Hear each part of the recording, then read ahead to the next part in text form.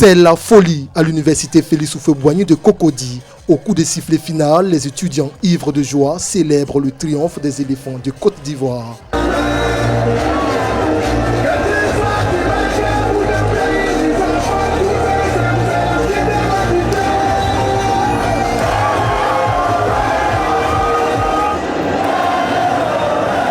Passé par toutes les émotions, le 12e homme du village calme de la cité universitaire a cru jusqu'au bout. Elle a gagné. Ça fait 3 étoiles, mon frère.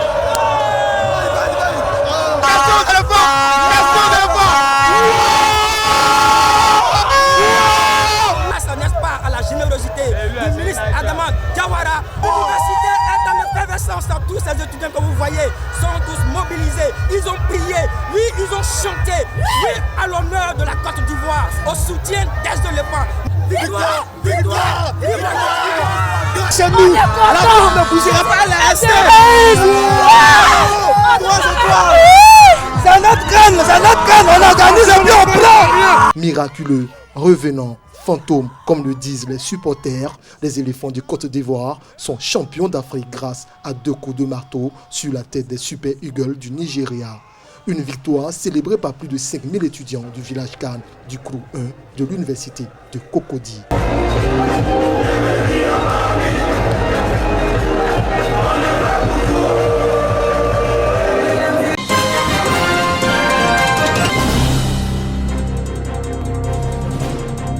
Riviera Palmeraie, commune de Cocody, il est 20h. C'est le coup d'envoi de la finale qui oppose la Côte d'Ivoire au Nigeria. Habillés aux couleurs des éléphants, la famille Sangaré et amis suivent le match. Le stress, la peur, la nervosité gagnent les cœurs, mais la sérénité demeure. J'ai l'ultime conviction que la Côte d'Ivoire va remporter cette coupe. Et vu l'effort déployé par son Excellence Monsieur le Président de la République, je pense que la Côte d'Ivoire mérite cette coupe. À la 38e minute, le capitaine du Nigeria, William Ekong, ouvre la voie du succès à son pays.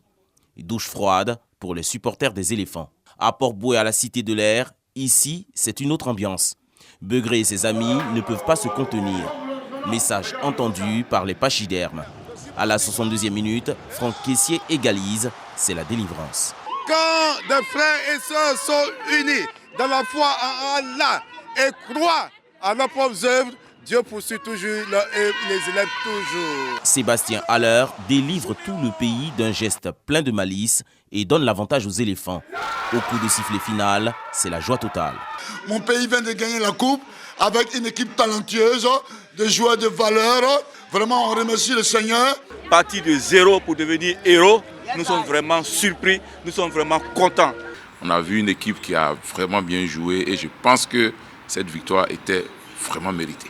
Chez l'ambassadeur du Canada en Côte d'Ivoire, on est satisfait et fier des éléphants. Beaucoup d'investissements, beaucoup de sueur. Et là, c'est le temps vraiment de dire bravo. Cette 3e étoile, c'est tout à l'honneur de toutes celles et tous ceux qui ont cru en la Côte d'Ivoire. Incroyable. On revient de loin. On a toujours été avec vous. On va continuer à être avec vous. Les éléphants soulèvent pour la 3e fois de leur histoire la Coupe d'Afrique des Nations après les succès de 1992 et 2015.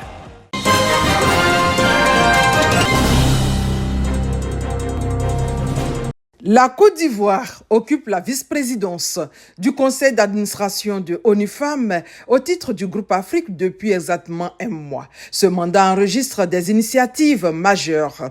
Il vise à améliorer le déploiement de ONU Femmes et à rationaliser son fonctionnement. C'est un mandat qui va porter sur des thématiques majeures comme l'évaluation des performances, la réponse opérationnelle de ONU Femmes en Afrique.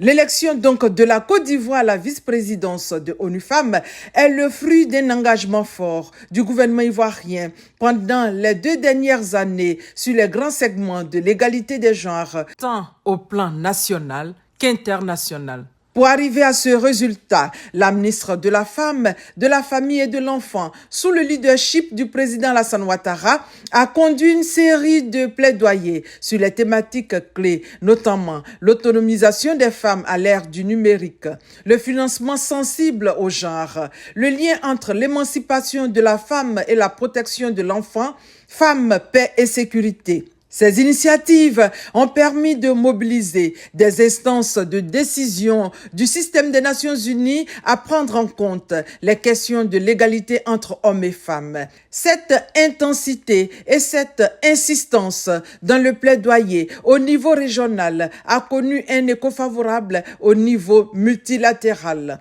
Ce sont ces activités diplomatiques marquées par la forte conviction portée par Nassedeba Touré qui a rencontré l'adhésion de l'ensemble des pays de la région Afrique qui, depuis le 10 janvier dernier, ont décidé de faire de la Côte d'Ivoire leur porte-parole et c'est justement pour porter la voix du continent sur ces questions que la ministre de la Femme, de la Famille et de l'Enfant prend part à la première session inaugurale du bureau exécutif du conseil d'administration de ONU Femmes à New York.